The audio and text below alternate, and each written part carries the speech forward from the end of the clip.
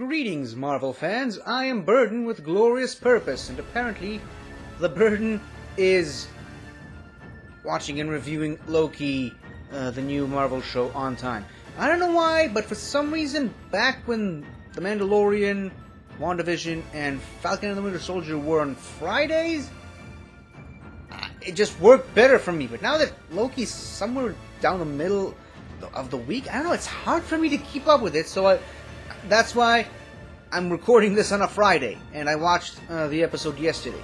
But that's just a quick, housekeeping thing. Another bit of housekeeping. Didn't really get to review episode 3. It's just, again, scheduling just didn't quite work out for me. And, well, I guess this is sort of a review of episode 4, but I'm just going to touch on episode 3 pretty quickly. I have been pretty critical about the show. I have said, I have it on record that I wasn't really quite connecting with the show as well as, say, WandaVision or Falcon and the Winter Soldier. Just, I don't know, I guess comparatively, I don't think the show is very good compared to those. It's a great show, and I love watching it. Just, I don't know, I wouldn't quite put it on the same level as, say, WandaVision and Falcon and the Winter Soldier. Probably a big part of it was the fact that I'm a really big fan of time travel stories, movies, and TV shows, and all other mediums, as a matter of fact. Obviously, Doctor Who is my favorite show of all time, and I don't know, I just felt like the time travel aspect in the Loki show felt a little too oversimplified, and basically time travel is just governed by 3 mysterious forces, and it's basically just office buildings and people working, and I don't know, something about that just didn't quite work for me. And that's not really what I look for in time travel movies or stories in general. Just, it took me a while to figure out that, hey, this is just the Marvel spin on it. Marvel has a version of, any type of storyline, so this was just their version. And wouldn't you know it, the first 2 episodes of the show pretty much all took place in that one setting, the TVA, the Time Variance Agency. And so once we got to episode 3, which is, sort of seeing things outside the TVA, and, it was just the 2 Lokis. There was basically no TVA at all. It was just the 2 Lokis trying to survive on this planet that's about to go extinct. Which, I like that. I loved the story between these 2. And I was really looking forward to see how, the ending of that episode where their chances of escaping are no longer viable, how that was going to go. Again, couldn't quite do a review on episode 3, so let's jump right into episode 4 now, where that storyline gets an answer. And the thing about episode 4, it is now officially my favorite episode of the show so far. And I believe we only have 2 episodes left, but let's quickly discuss episode 4. Basically, everything that I said was going to happen, everything that I said about the first 2 episodes, pretty much is slowly starting to come ahead. We're seeing multiple Lokis now, but we'll get to that later. That's right at the very end of the episode. We get to see the Timekeepers pretty much right at the beginning of the episode. Well, obviously it starts with the backstory of Sylvie. I kind of figured that that's what the whole thing started. It was just she was a variant. They tried to arrest her and she escaped. I never really fathomed that they just took her when she was a child.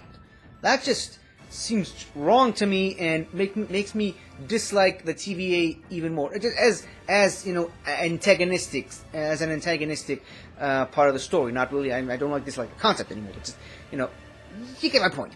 Anyways, so the fact that they took her as a child and researched her entire story, her entire timeline without her in it, and worst of all, they don't even know, or rather at least they forgot, they never actually told her or asked the audience what she did wrong.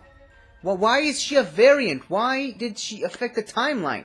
And it goes, even in the episode itself, Sylvie asks Ravonna, I can't really remember what her name is, but the Gugu Mbatha-Raw character, she asks her, what did she do to get herself extracted from the timeline? She doesn't even remember. Now, whether it's been so long that she just legitimately doesn't remember, or perhaps there's some mind control, mind erasing shenanigans happening there. I don't know, but it still remains a mystery that I'm pretty sure we're going to get the answers to in the next episode. But yeah, basically for the majority of the episode, again, we're back to the TVA, and I really appreciated the time loop prison. It's always great to see Lady Sif again, and obviously it ties into something from the comics. Now in the comics, he didn't actually just cut her hair as a joke. He got jealous at Thor. They were in love at the time. They were engaged, I believe, at one point. Thor and Lady Sif, and Loki, out of jealousy, she cut out her golden hair because she used to have golden hair, and yeah, he just cut it off and replaced it with black, with hair as black as the night. I'm pretty sure that's somewhere relatively cool. But yeah, that's pretty. They kind of. When she showed up on screen for the first time, I kind of assumed that's where they were going with that storyline of he just cut off her golden locks and replaced it with black hair as black as the night. But the more and more the loop went on, it kind of seemed more obvious that he just, cut her hair because that's what children do when they're young and stupid. But whatever. So yeah, I really liked that whole aspect of the episode. The torture self-prison thing, I kind of liked it. It very much reminded me of Lucifer, the TV show on Netflix, which basically, if you go to hell, you're basically in a hell of your own making, and it's like your biggest regrets keep coming back to haunt you over and over and over again. And I'm not saying that's Loki's biggest regret, but it's definitely a moment that may have affected him more than he's letting on. So the idea that Sif keeps telling him that he's meant to be alone, he always will be alone, that sort of a thing.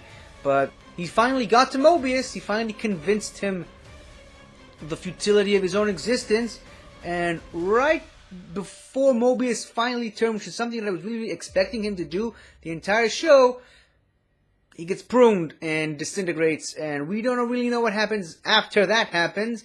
It used to be that they're being erased from the timeline. Apparently that's not really the case anymore. So yeah, that was definitely a shock value moment for me and myself. And then obviously the reveal that the time keepers are actually androids, which begs the question, who's really controlling the TVA? Who's really behind this? Who's in charge of this? Is some greater force in charge? At one point, my mind actually went to a future variant version of Ultron, which would be an interesting way to bring Ultron back into the MCU in a great way. I know it's going to be a great way to bring these two iconic Marvel villains together. But I don't know. It's still a possibility. That's just an early prediction. I don't want to get too deep into that theory, because we all know what happens when people get in too much attached to their own theories. Obviously, right at the end there, Loki himself gets pruned as well. Disappears from visible existence, I should say. And yeah, Sylvie's mad. Just when they were finally starting to connect, which apparently leads to a Nexus event, as we've seen earlier in this episode. Just when they were finally starting to connect and actually respect each other almost on an equal level, he gets taken away. She thinks he's dead, and she's not really happy about it. And then obviously Loki meets up with different variant versions of himself, which I believe at least two of them I know are from the comics. Kid Loki and a more comic book accurate looking Loki, the Loki that I was more used to as a Marvel fan growing up. So yeah, there's multiple Lokis in the show, and more than just two, and things are really getting interesting. This episode, for the most part, really felt to me like a third act of a Marvel movie, or an MCU movie, I should say. But then right at the end there with the post-credit scene, kind of it hits the nail on the head that, oh yeah, no, this is still a TV show. There's going to be a continuous thing there. There's going to be questions that are going to need to be answered later down the line, and I cannot wait for that. So yeah, this is just my basic general thoughts on this episode of Loki, and yeah, let me know what you guys think about it. Let me know how wrong you think I am, or how much do you agree with me. Just, try to be kind and respectful in the comments, because I appreciate that. Anyways, like I said, this is my quick review of episode 4, a little bit of episode 3 of Loki. Can't wait for episode 5.